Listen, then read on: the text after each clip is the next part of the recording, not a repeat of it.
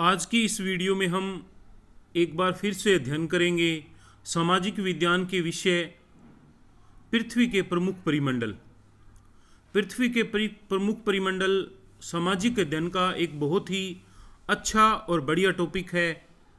आप चार्ट के माध्यम से इस टॉपिक को बहुत अच्छे से पढ़ा सकते हैं। बहुत अच्छे से पढ़ाने की वजह से आपको इसमें अच्छे अंक भी प्राप्त हो सकते हैं। पृथ्वी के परिमंडल टॉपिक में लेसन प्लान बनाते समय आप यहाँ देख सकते हैं कि सबसे पहले यहाँ ऊपर के जो चार कॉलम हैं दोनों साइड, उसमें दिनांक, प्यूपल टीचर नेम यानी जिस विद्यार्थी की फाइल है उसका नाम, उसके बाद में उसकी कक्षा, कक्षा के बाद में विषय। तो यहाँ विषय है सोशल स्टडी, सामाजिक अध्ययन। सामाजिक अध्ययन के बिल्कुल सामने आता है उप विषय यानी टॉपिक पृथ्वी के परिमंडल। इससे बिल्कुल ऊपर एवरेज एज, बच्चों की जो औसतन आयु है वो 11 से 12 वर्ष, क्योंकि यहाँ छठी क्लास में बच्चा है और 6वीं क्लास का बच्चा जो है वो करीबन 6 और 5 11 से 12 साल की औसतन आयु। प्यूपल टीचर रोल नंबर, छात्र अध्यापक का जो रोल नंबर है वो, और उससे ऊपर ड्यूरेशन ऑफ पीरियड, क्लास का समय। तो क्लास का जो समय है वो 35 से 40 मिनट का होता है। इसमें सबसे पहले महत्वपूर्ण बिंदु के रूप में यहाँ अनुदेशात्मक सामग्री होती है। अनुदेशात्मक सामग्री यानी वो सामग्री जिससे विद्यार्थियों को पढ़ने के लिए अनुदेश दिए जाते हैं। तो इस तरह की सामग्री को दो भागों में बांटा जाता है, सामान्य सामग्री और विशिष्ट सामग्री। सामान्य सामग्री में वो चीज़ें आती हैं जो मूल रूप में क्लास में विद्यमान होती हैं, जैसे चौक, शामपट, झाड़न, संकेतक। संकेत यानी पॉइंटर, एक डंडे टाइप में जिसके माध्यम से अध्यापक बोर्ड या किसी चार्ट पर चीज़ें पढ़ाते समय टच करता है। तो ये चार चीज़ें जो होती है औसतन सभी क्लासरूम में पाई जाती हैं। उसके बाद में विशिष्ट सहायक सामग्री। तो विशिष्ट सहायक सामग्री में जो भी उप विषय है उस उप विषय से संबंधित एक चार्ट या मॉडल का प्रयोग किया जा सकता है। जैसे यहाँ हमारा जो उप विषय है वो है पृथ्वी के प्रमुख परिमंडल, जबकि विषय है सोशल स्टडी यानी सामाजिक अध्ययन। ये lesson plan B Ed first year और सेकंड ईयर दोनों के लिए ही काम महत्वपूर्ण है, क्योंकि बीएड फर्स्ट ईयर में आपके विषय सामाजिक अध्ययन में आपको एक पाठ योजना का निर्माण करना होता है, जिसमें कि आपका 16 नंबर का प्रश्न आता है। और अगर कुछ पॉइंटों पे आप ध्यान दो तो आप एक बहुत अच्छी पाठ योजना तैयार कर सकते हैं। ये बहुत ही आसान है। इस तरह की जो अन्य वीडियो हैं उनको अगर आप देखोगे तो ये पाठ योजना आपको आसानी से समझ आ जाएगी। इसमें आपका प्रश्न बना हुआ होता है कि कक्षा 6 की पाठ्य पुस्तक के आधार पर एक पाठ योजना का निर्माण कीजिए। तो अगर ऐसा कोई प्रश्न आता है सामाजिक अध्ययन में तो आप इस पाठ योजना को बिल्कुल इसी रूप में बना सकते हैं। अनुदेशात्मक सामग्री के बाद में इसमें अन्य जो बिंदु आता है वो होता है अनुदेशात्मक उद्देश्य, यानी अनुदेशन के वो उद्देश्य जिनको आधार मान करके पाठ जो है वो तैयार किया जाता है। इसमें ज्ञान, बोध और प्रयोग, ये 3 उद्देश्य। ज्ञान में आप देख सकते हैं कि विद्यार्थी पृथ्वी के प्रमुख परिमंडलों के बारे में ज्ञान प्राप्त कर सकेंगे, यानी कि उप विषय जो है हमारा पृथ्वी के परिमंडल, उसके संबंध में विद्यार्थियों को ज्ञान प्राप्त होगा।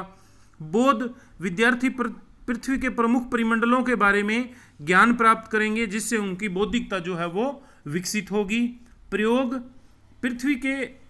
विद्यार्थी पृथ्वी के प्रमुख परिमंडलों के बारे में जो जानकारी प्राप्त करेंगे उससे अपने जीवन में प्रयोग करेंगे, यानी कि जो भी उप विषय पढ़ा जाएगा उस उप विषय से बच्चा जो कुछ भी सीखता है उनको वो भविष्य में अपने जीवन में प्रयोग कर पाएगा।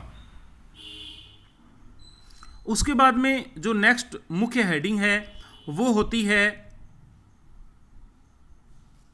पूर्व ज्ञान परीक्षण, पीके टेस्टिंग, प्रीवियस नॉलेज टेस्टिंग, यानी कि विद्यार्थियों का ज्ञान एक तरह से जांचा जाता है, चेक किया जाता है कि उन्हें पृथ्वी के प्रमुख परिमंडल के बारे में कितना ज्ञान है। तो इसमें करीबन 3 या 4 प्रश्न जो है वो पूछे जाते हैं, बिल्कुल ही आसान, जैसे एक एक नंबर के प्रश्न होते हैं उस रूप में यहाँ प्रश्नों का निर्माण किया जाता है। जैसे इसमें प्रश्नों का निर्माण किया गया है, बच्चों आप किस ग्रह पर रहते हैं। नंबर 2, पृथ्वी के कितने परिमंडल है। नंबर 3, पृथ्वी को नीला ग्रह क्यों कहा जाता है। और इसमें अंतिम जो प्रश्न है वो समस्यात्मक प्रश्न के रूप में होता है, जिसमें कि ये पूछा जाता है कि आप पृथ्वी के परिमंडलों के बारे में विस्तृत रूप से क्या जानते हैं। अब पृथ्वी के परिमंडल के बारे में प्रत्येक विद्यार्थी कुछ ना कुछ जरूर जानता होगा, लेकिन जब विस्तृत रूप से पूछ लिया जाता है तो ऐसी परिस्थिति में विद्यार्थी का ज्ञान जो होता है वो बहुत कम माना जाता है और उसके बाद में उप विषय की उद्घोषणा की जाती है। तो उप विषय की उद्घोषणा के रूप में यहाँ नेक्स्ट हेडिंग बन जाती है, जिसमें कि आप ये देख सकते हैं कि उप विषय की उद्घोषणा, जिसमें कि अच्छा बच्चों आज हम पृथ्वी के प्रमुख परिमंडलों के बारे में विस्तृत रूप से अध्ययन करेंगे। और उसके बाद में जो नेक्स्ट हेडिंग बनती है वो होता है प्रस्तुतिकरण। तो प्रस्तुतिकरण में भी उप विषय की उद्घोषणा से संबंधित जो बिंदु बोले जाते हैं वही लगभग प्रस्तुतिकरण में आ जाते हैं, क्योंकि हम यहाँ जब कह देते हैं कि हम इस विषय के बारे में, उप विषय के बारे में अध्ययन करेंगे, तो फिर वो चीज़ें प्रस्तुतिकरण के अंतर्गत ही आ जाती है। अब पाठ योजना जो है, अब यहाँ मुख्य बिंदु पाठ योजना के बारे में आ जाता है। तो पाठ योजना के निर्माण में यहाँ 4 बिंदुओं का विशेष रूप से ध्यान रखा जाता है। आप यहाँ देख सकते हैं कि यहाँ इसमें जो 4 कॉलम बनाए गए हैं, यहाँ इसमें 4 कॉलम बनाए गए हैं और ये चारों कॉलम जो है वो इसी आधार पर आपको एक पाठ योजना के निर्माण के दौरान ध्यान रखने होती हैं। तो इसमें सबसे पहला जो होता है वो होता है शिक्षण बिंदु।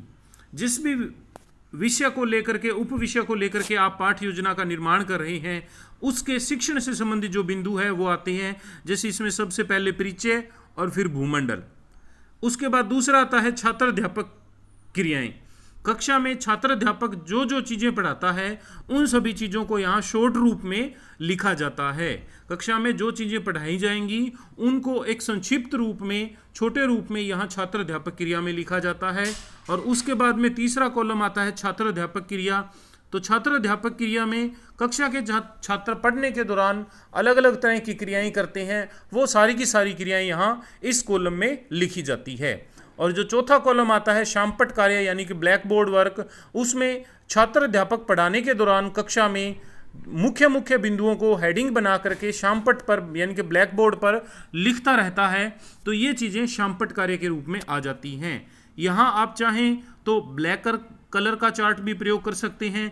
इसके अलावा वाइट, ग्रीन या फिर कोई भी अन्य लाइट कलर का जो चार्ट है वो प्रयोग कर सकते हैं। आप उसको अलग अलग शेप में डिजाइनिंग के रूप में काटेंगे तो वो भी एक तरह से आपकी सृजनात्मकता, क्रिएटिविटी के रूप में आएगी। जो भी फाइनल लेसन प्लान में आपका एग्जामिनर होगा वो जब आपकी फाइल देखेगा और आपकी फाइल अच्छी बनी हुई होगी तो ऐसी कंडीशन में वो आपको सामान्यतः कुछ नंबर जो है वो प्लस कर देगा। तो यहाँ पाठ योजना जो है वो इन्हीं 4 बिंदुओं के अंतर्गत बनती है, जिसमें कि शिक्षण बिंदु, छात्र अध्यापक क्रिया, छात्र क्रिया और शामपट कार्य, ये 4 बिंदु जो हैं वो इसके अंतर्गत चलते रहते हैं। आप यहाँ इसमें देख सकते हैं कि परिचय में यहाँ इन्होंने पृथ्वी के संबंध में परिचय दिया है। पृथ्वी एकमात्र ऐसा ग्रह है जहाँ पर जीवन है, मानव यहाँ जीवित रह सकता है। तो परिचय यानी कि पृथ्वी के बारे में यहाँ इन्होंने सामान्य परिचय दिया है। छात्र क्रिया में छात्र विद्यार्थी ध्यानपूर्वक सुन रहे हैं, समझ रहे हैं या वो अपनी पुस्तिका में नोट कर रहे हैं और इसी से जुड़े हुए कुछ जो महत्वपूर्ण बिंदु होते हैं 2 या 3 शब्दों के रूप में या छोटे वाक्यों के रूप में यहाँ शामपट कार्य में ये चीज़ें लिख दी जाती है। तो शिक्षण बिंदु में पहला पॉइंट बनता है परिचय और दूसरा पॉइंट बना है भूमंडल। तो इस तरह पाठ योजना जो है वो आगे से आगे बढ़ती जाती है। अगर इसका तीसरा पेज जो है उसमें फिर यही 4 कॉलम, तो यहाँ ये चीज़ें बताते हुए यहाँ छात्र क्रिया में लिखा है कि विद्यार्थी ध्यानपूर्वक सुन रहे हैं। अब ये जो इतना पार्ट जो खाली रख दिया है ये एक तरह से आपको कभी भी खाली नहीं रखना चाहिए, क्योंकि यहाँ इस जगह जब विद्यार्थी सुन और समझ रहे हैं तो बाकी जगह भी विद्यार्थी जो है वो सुनेंगे और समझेंगे। इसलिए यहाँ भी आप लिख दें कि विद्यार्थी ध्यानपूर्वक सुन रहे थे, समझ रहे थे, या बोर्ड का अगर आपने कार्य करवाया तो यहाँ आप लिख सकते हैं इस जगह कि विद्यार्थी ध्यानपूर्वक बोर्ड पर देख रहे थे। तो इस तरह यह कॉलम जो है वो आपको बिल्कुल भी खाली नहीं छोड़ना चाहिए। तो यहाँ इसी में मुख्य शिक्षण बिंदु में महाद्वीप के बारे में छात्र अध्यापक ने पढ़ाया है, और फिर महाद्वीप से संबंधित जो बिंदु हैं उनको यहाँ शामपट कार्य के रूप में छात्र अध्यापक ने लिख दिया है। उसके बाद में हमारा जो महाद्वीप है एशिया के बारे में छात्र अध्यापक ने पढ़ाया है, और इस तरह ये एक पूरे का पूरा जो पेज है वो पाठ्य योजना में तैयार हो गया है। इसके बाद पेज नंबर 3 में एशिया के बाद में यहाँ इन्होंने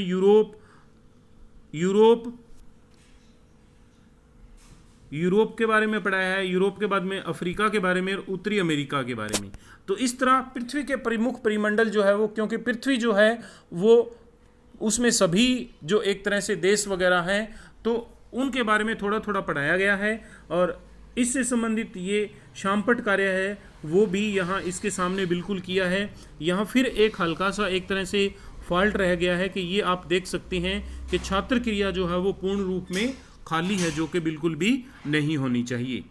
पाठ का एक भाग पढ़ाने के बाद में उस पाठ से संबंधित आंशिक पुनरावृत्ति है वो कर दी जाती है। यानी कि अगर आप एक अध्यापक के रूप में लगातार पढ़ाते रहेंगे और विद्यार्थियों से बार बार उस चीज़ के बारे में बीच बीच में प्रश्न नहीं पूछेंगे तो विद्यार्थी सचेत रह करके नहीं बैठेंगे।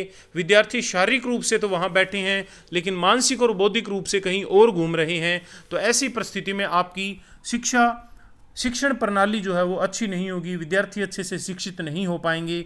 इसलिए बीच बीच में विद्यार्थियों को जो कुछ पढ़ाया जा रहा है उससे संबंधित थोड़ा थोड़ा पूछना उचित होता है, या फिर सभी कक्षा के सभी विद्यार्थियों पर ध्यान देना भी बहुत जरूरी होता है। तो पाठ का एक पाठ बढ़ाने के बाद में उस एक पाठ के बारे में, एक भाग के बारे में यहाँ आंशिक पुनरावृत्ति जो है वो कर ली जाती है। आंशिक पुनरावृत्ति यानी पाठ का एक अंश, चाहे वो आपने पाठ को 3 भाग में बांट करके 3 पाठ योजना तैयार की है या 2 पाठ योजना अगर एक पाठ के आधार पर आपने तैयार की है, तो आप उससे संबंधित आंशिक पुनरावृत्ति है वो जो करनी होती है। आंशिक पुनरावृत्ति में सही, गलत, सत्य, असत्य, एक शब्द में उत्तर, एक वाक्य में उत्तर, इस तरह के जो प्रश्न होते हैं वो अक्सर पूछे जाते हैं। जैसे यहाँ इन्होंने पूछा है कि विश्व का तीसरा सबसे बड़ा महाद्वीप कौन सा है, तो यहाँ इन्होंने इसके 2 ऑप्शन दिए हैं। अब 2 ऑप्शन दिए हैं तो जाहिर सी बात है कि विद्यार्थी अगर उत्तर नहीं आता हो तो वो इन दोनों में से कोई एक उत्तर जो है वो बता देंगे। प्रश्न नंबर 2, पृथ्वी पर कितने प्रमुख महाद्वीप है, तो यहाँ इन्होंने फिर 2 ऑप्शन दिए, 7 या 6। तो इस तरह 4 प्रश्नों के रूप में यहाँ इन्होंने आंशिक पुनरावृत्ति जो है वो की हुई है। उसके बाद में इन्होंने पाठ योजना में दक्षिणी अमेरिका, अंटार्कटिका, ऑस्ट्रेलिया इत्यादि के बारे में पढ़ाया है। यानी कि पृथ्वी के जो प्रमुख 7 परिमंडल हैं, महाद्वीप हैं, 7 महाद्वीप के बारे में यहाँ इन्होंने पढ़ा दिया है। और यहाँ छात्र अध्यापक क्रिया में फिर इन्होंने इसको केवल ऊपर लिख दिया है और एक यहाँ इन्होंने इस जगह दे दिया है। तो ये छात्र अध्यापक क्रिया का जो कॉलम है वो इसमें यहाँ पूर्ण हो गया है। अब इसके बाद में पृथ्वी के जो प्रमुख परिमंडल हैं, जैसे जल मंडल के बारे में यहाँ पढ़ाया गया है, महासागर के बारे में पढ़ाया गया है, और महासागर से के बारे में पढ़ाने के दौरान ही यहाँ इन्होंने महासागर के बारे में इस चार्ट के ऊपर यहाँ वर्क कर दिया है। तो ये महासागर के बारे में यहाँ इन्होंने पढ़ाया है। तो इस तरह आप अलग अलग पॉइंटों, जिन जिन पॉइंटों के बारे में पढ़ाएंगे, जैसे दक्षिण अफ्रीका के बारे में पढ़ा दिया, अंटार्कटिका के बारे में पढ़ा दिया, ऑस्ट्रेलिया के बारे में पढ़ा दिया, फिर जल मंडल के बारे में पढ़ा दिया, और उसके बाद में यहाँ महासागर के बारे में पढ़ा दिया। और इससे जुड़े हुए जो महत्वपूर्ण बिंदु हैं उन महत्वपूर्ण बिंदुओं को यहाँ छात्र अध्यापक क्रिया में, और कुछ जो बिंदु है उनको यहाँ आप देख सकते हैं कि शामपट कार्य में यहाँ लिख दिया है। तो आप किसी भी विषय को लेकर के एक पाठ योजना जो है वो आसानी से तैयार कर सकते हैं। पाठ के अंतिम पृष्ठ पर आप यहाँ देख सकते हैं कि यहाँ इन्होंने वायुमंडल के बारे में पढ़ाया है। तो वायुमंडल के बारे में यहाँ इन्होंने पढ़ा दिया और इससे संबंधित जो महत्वपूर्ण बिंदु हैं उनको यहाँ शामपट कार्य के रूप में लिख दिया है। और उसके बाद में अंतिम जो हेडिंग है वो है अंतिम पुनरावृत्ति। पाठ के एक अंश को पढ़ाने के बाद में जब दूसरा अंश पढ़ाया जाता है या अंतिम जो पढ़ाया जाता है, तो यहाँ अंतिम पुनरावृत्ति के रूप में यहाँ इन्होंने फिर कुछ प्रश्नों का निर्माण किया है और वो प्रश्न पूछ लिए हैं। और इसी में सबसे अंत में आप छात्र अध्यापक को गृह कार्य दिया होना जरूरी होता है, क्योंकि गृह कार्य के माध्यम से कक्षा में जो भी चीज़ें पढ़ाई जाती हैं उन सभी बिंदुओं को विद्यार्थी अपने घर पर जा कर के कार्य करता है, जिससे कि उसकी बौद्धिकता और अधिक विकसित होती है, वो सही समय का सही सदुपयोग कर सकता है। अगर उसे कोई चीज़ समझ नहीं आई है तो उस बिंदु को वो एक तरह से यहाँ इसमें अगले दिन अध्यापक से फिर से पूछ सकता है। तो गृह कार्य में भी यहाँ इन्होंने लिखा है कि सभी विद्यार्थी कल घर से पृथ्वी के परिमंडलों के बारे में पढ़कर व लिख करके आएंगे। तो यहाँ गृह कार्य में आपको 3 तरह के प्रश्नों का प्रयोग करना चाहिए, लघु उत्तरात्मक, दीर्घ उत्तरात्मक या तीसरा जो प्रकार है निबंधात्मक या विस्तृत प्रश्न, जिसमें कि पूछा जा सकता है कि परिमंडल के बारे में आप क्या जानते हैं या परिमंडल से आपका क्या अभिप्राय है, पृथ्वी में कुल कितने परिमंडल हैं, पृथ्वी में कुल कितने परिमंडल है, पृथ्वी के कुल कितने महाद्वीप हैं, हम कौन से महाद्वीप में रहते हैं। तो इस तरह के जो एक एक शब्दों के जो प्रश्न हैं उनका उत्तर जो है वो लघु उत्तरात्मक में, फिर थोड़ा सा दीर्घ उत्तरात्मक में ऐसे प्रश्न जिनका उत्तर जो है वो कुछ वाक्यों में आता हो, जैसे कि परिमंडल से आप क्या समझते हैं, पृथ्वी ग्रह के बारे में बताइए। तो इस तरह के प्रश्न पूछ लिए जाते हैं। और निबंधात्मक प्रश्न में बड़े प्रश्न जो होते हैं वो पूछ लिए जाते हैं कि पृथ्वी के परिमंडलों के बारे में आप क्या जानते हैं, प्रमुख परिमंडलों का विस्तार पूर्वक वर्णन कीजिए। तो इस तरह 3 तरह के जो प्रश्न है वो यहाँ पर उनका निर्माण करना होता है। तो इस तरह आप एक पाठ्य योजना का यहाँ आसानी से अच्छे से निर्माण कर सकते हैं। और आप ये देख सकते हैं कि आपकी जो पाठ्य योजना होती है उस पर फिर आपके जो इंचार्ज टीचर है वो यहाँ पर कमेंट देते हैं, जैसे पीके टेस्टिंग डन, टॉपिक अनाउंस्ड। तो ये सामान्य जो बिंदु होते हैं वो यहाँ पर आपके टीचर के द्वारा लिख दिए जाते हैं। एग्जामिनर जब आपको ऑब्जर्व करने आता है फाइनल लेसन प्लान में, तो अक्सर वो आपकी फाइलें देख लेते हैं और आपकी फाइलों में जो आपको अच्छे मार्किंग दिए हुए होते हैं उसी के आधार पर आपको यहाँ अच्छे अंक जो हैं वो प्राप्त हो जाते हैं। तो इन वीडियो को बनाने का हमारा यही उद्देश्य है कि सभी विद्यार्थी पाठ्य योजना का अच्छे से निर्माण कर पाएँ और पाठ्य योजना का अच्छे से निर्माण कर पाएँ। और उसके बाद में जब आप एक अध्यापक के रूप में अपना दैनिक कार्य अपने जीवन में जीवन निर्वाह के रूप में अध्यापन का कार्य करेंगे, तो उस समय ये पाठ्य योजना आपको बहुत ही अच्छे और बढ़िया ढंग से समझ आ पाएगी। अगर अभी तक आपने हमारे इस YouTube channel let's online education को सब्सक्राइब नहीं किया है तो अभी ही इस YouTube चैनल को सब्सक्राइब करें, वीडियो को जो ज़्यादा से ज़्यादा लाइक और शेयर करें और अपने कुछ साथियों को भी इस वीडियो को शेयर करें और साथ ही साथ कुछ व्हाट्सएप ग्रुप में भी इन वीडियो को शेयर कर दें। धन्यवाद।